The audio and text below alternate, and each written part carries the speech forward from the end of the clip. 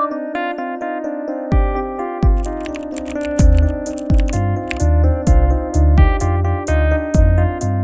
guys, welcome to Sosin classes.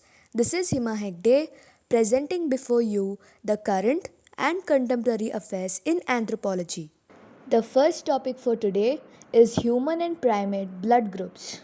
In a regular blood donation, the donor gives about 500 ml of blood and this is replaced in the body within a day or two, that is 24 to 48 hours. Blood types are determined by the presence or absence of certain antigens. Now, these are the molecules that can trigger an immune response if they are foreign to the body of the recipient. Thus, a matching of the blood group or the blood type of the donor with that of the receiver is necessary. Blood types are classified as antigens A and B in our blood cells. Dr. Karl Landsteiner collected blood samples from several of his staff members and found that the serum of some of them led to the clumping together or precipitation, while others had no problem with the donor serum. Using this information, he defined three acceptable types of blood cells which he called as A, B and O blood types. We still use these classification to this day. A recent detailed paper published by two scientists from AIMS, New Delhi, has analyzed several reports on the distribution of A, B, O, and AB blood groups in India to be 24, 23, 34, 35, and 8% respectively, and that the southern states have higher O group, that is about 39%.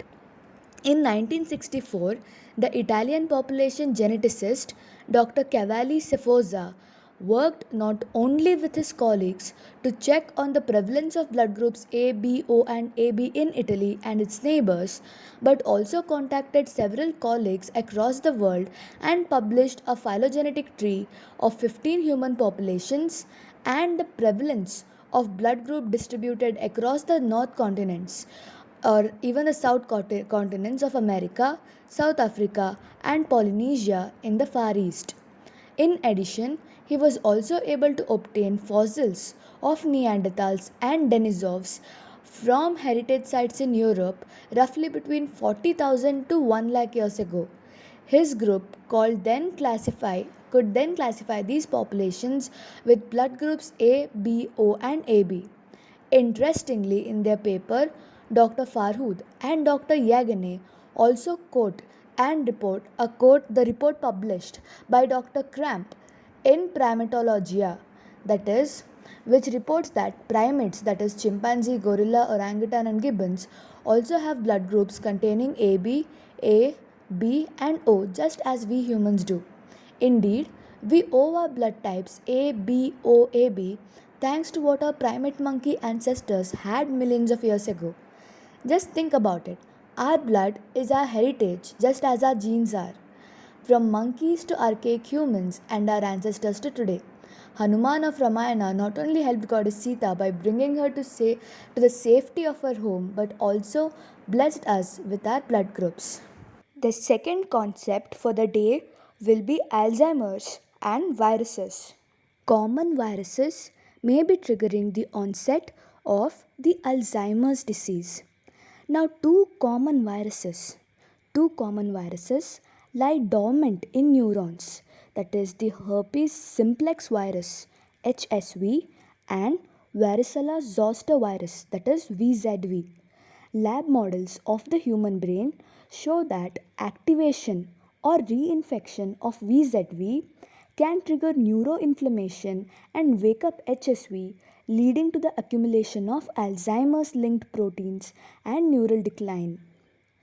Now, Alzheimer's disease can begin almost imperceptibly, often masquerading in the early months or years as forgetfulness that is common in older age. What causes this still remains a mystery. Normally, HSV1, one of the main variants of the virus, lies dormant within the neurons of the brain, but when activated, it leads to the accumulation of tau and amyloid beta proteins and loss of neural functions. That is the signature features found in the patients with Alzheimer's. The researchers' results suggest one pathway to Alzheimer's disease caused by a VZV infection, which creates inflammatory triggers that awaken the HSV in the brain.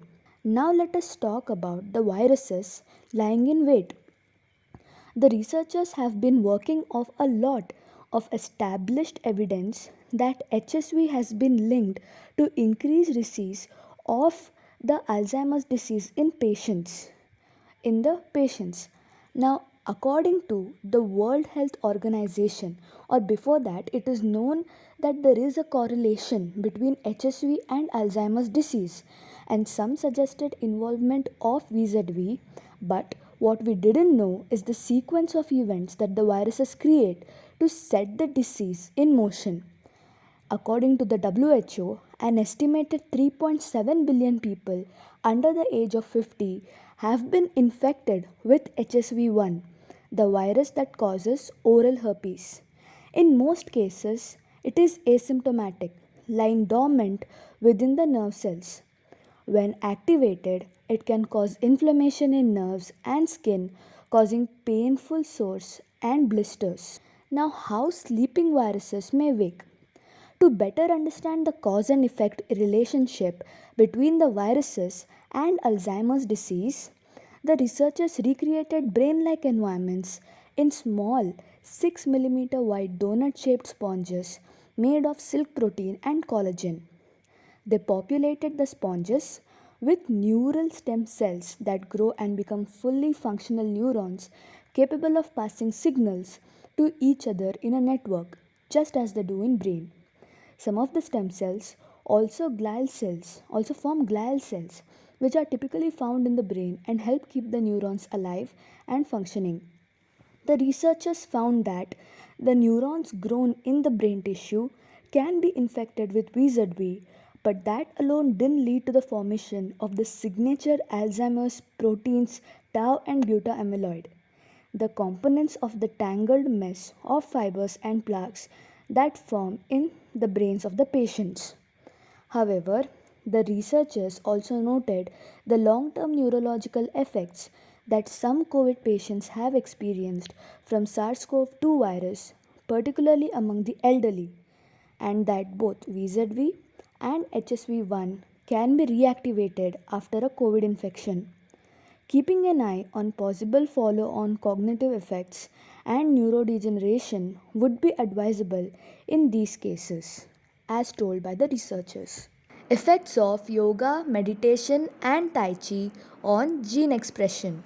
It turns out that the practices of meditation, yoga, and Tai Chi all seem to have a beneficial effect on the expression of a slew of different genes. And as you might expect, the affected genes are generally those involved with stress and inflammation. The team searched for studies in that measured the effects of mind body interventions, including mindfulness, meditation, yoga, the relaxation response, Tai Chi, and Qigong on gene expression. Out of hundreds of studies, only 18 met all criteria for the current analysis.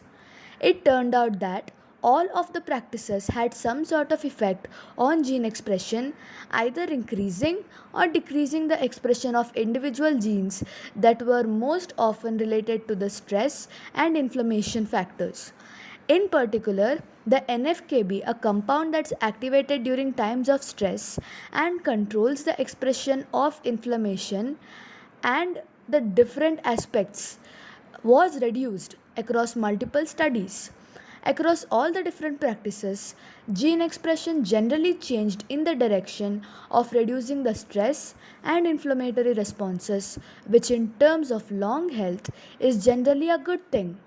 Millions of people around the world already enjoy the health benefits of mind body interventions like yoga and meditation. But what they perhaps don't realize is that these benefits begin at a molecular level and can change the way our genetic code goes about its business. These activities are leaving what we call a molecular signature into our cells, which reverses the effects of stress or anxiety would have on the body by changing how our genes are expressed. Put simply, the mind body interventions cause the brain to steer our DNA processes along the path that improves the well being. There are also a bunch of caveats, of course. One is that there weren't always control groups in the studies, which reduces their power.